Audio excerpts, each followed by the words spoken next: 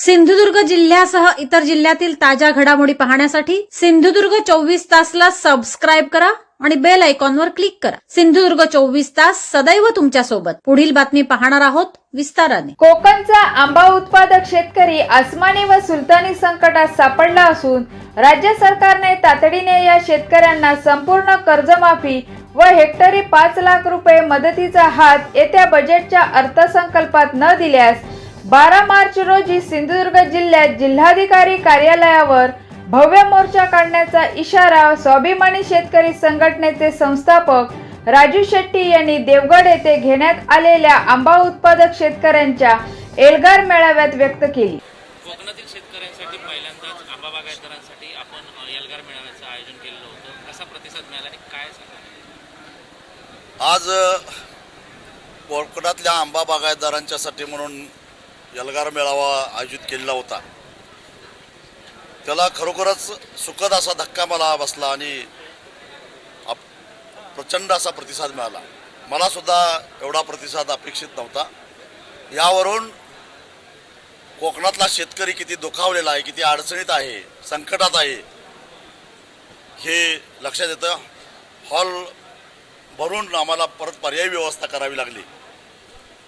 सरकारनं खरं तर आत्मचिंतन केलं पाहिजे, परंतु शासन व्यवस्था अजून जागी झालेली दिसत नाही आहे। आज या एल्गार मेळाव्यामध्ये जे ठराव झालेले आहेत त्यातलं सगळ्यात महत्त्वाचा म्हणजे म्हणतात 10%, पण मी प्रत्यक्षामध्ये कालपासून अनेक बागा बघितल्या, 5% सुद्धा फळ दिसत नाही ही स्थिती आहे।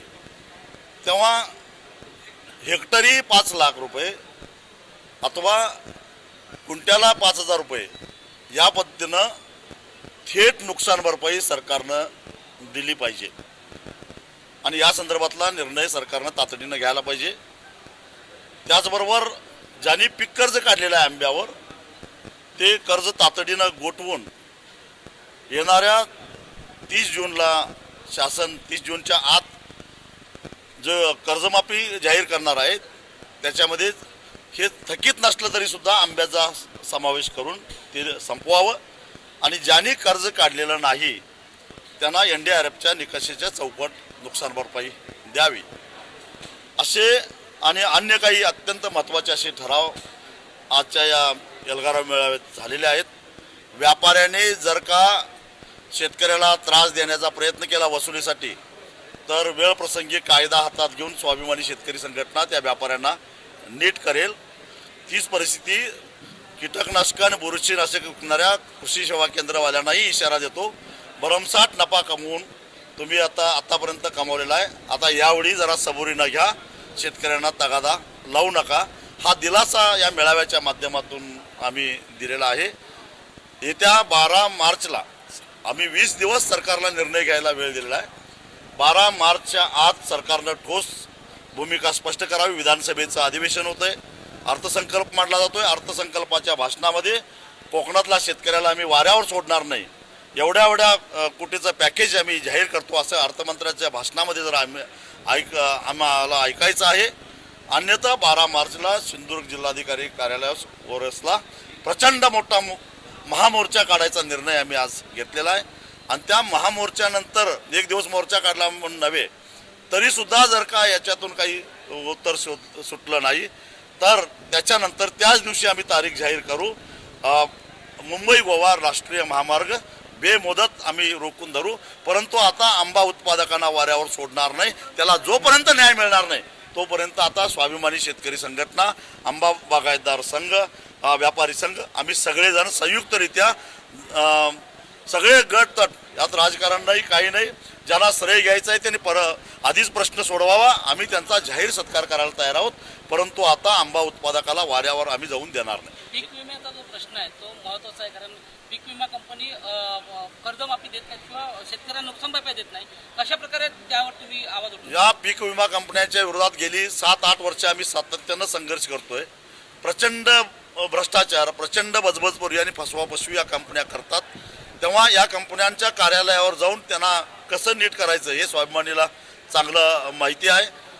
जिल्हा कृषी अधीक्षकांना मी इशारा देतो की त्यांनी तातडीनं त्या कंपन्यांना बोलवून विम्याचे पैसे शेतकऱ्यांना देण्यास भाग पाडावं, अन्यथा जिल्हा कृषी अधीक्षक आणि संबंधित विमा कंपन्या यांना आम्ही सोडणार नाही. याच्यामध्ये काळबेर होतं, मी अगोदरच म्हटलं होतं. संशय व्यक्त केला जातोय अपघातामागे, काय तुम्ही सांगाल? जगामध्ये अनेक वेळा विमान अपघात झालेले आहेत आणि विमान अपघात म्हणजे स्फोट आलाच, विमान जळणं आलंच, तरीसुद्धा आजपर्यंत ब्लॅक बॉक्स जळून खाक झाल्याचं कधी ऐकलेलं नव्हतं. आणि हे तर विमान एकदम छोटं होतं आणि खाली आल्यानंतर पडलेलं होतं, ते काही वरून आकाशातून पडलेलं नाही आहे. अहमदाबादची दुर्घटना तर कितीतरी मोठी होती, पण तोही ब्लॅक बॉक्स सापडला आणि तो त्यातला डाटा काही खराब झालेला नव्हता. पण हाच का, इथं संशय जास्त आहे. आणि त्यामुळं रोहित पवारांनी जी काही शंका व्यक्त केली, संशय व्यक्त केलं, ती खरी वाटते. तेव्हा याच्यावर DGCAनं प्रकाश टाकला पाहिजे आणि सरकारने प्रकाश टाकला पाहिजे, नेमका ब्लॅक बॉक्स जळालाच कसा, एवढंच. आणि हे विचारायचा अधिकार आहे, कारण राज्याचा उपमुख्यमंत्री त्याच्यामध्ये या अपघातामध्ये जर का दगावलेला असेल तर हे विचारायचा या महाराष्ट्रातल्या प्रत्येक नागरिकाला अधिकार आहेच. अजून एक असा प्रश्न आहे, जे शाळा आहेत, अल्पसंख्याकांच्या जी शाळा आहेत, त्यांना अजित पवार गेल्यानंतर मंत्रालयातून मंजुरी देण्यात आली. जवळपास 75 ते 72 शाळांना या मंजुरी देण्यात आली, संस्थांना. कसं बघता या सगळ्या घटनेकडे? नेमकं ते जे का मान्यता दिली गेली ती घाई गडबडीत दिली गेली की अजितदादांनीच हा निर्णय घेतला असा बनाव करण्यासाठी अधिकाऱ्यांच्या लेवलला काही भ्रष्ट मार्गानं या मान्यता दिलेल्या आहेत, हे तपासणं गरजेचं आहे. खरोखरच ज्या अल्पसंख्याक संस्था काम करतात, अल्पसंख्याकांच्यासाठीच काम करतात आणि काही राजकीय हेतूनं त्या अडवलेल्या होत्या आत्तापर्यंत, असं असेल आणि मान्यता दिली असेल तर आमची काही हरकत नाही. पण बोगस अल्पसंख्याक संस्था असतील तर त्याची निश्चितच चौकशी झाली पाहिजे.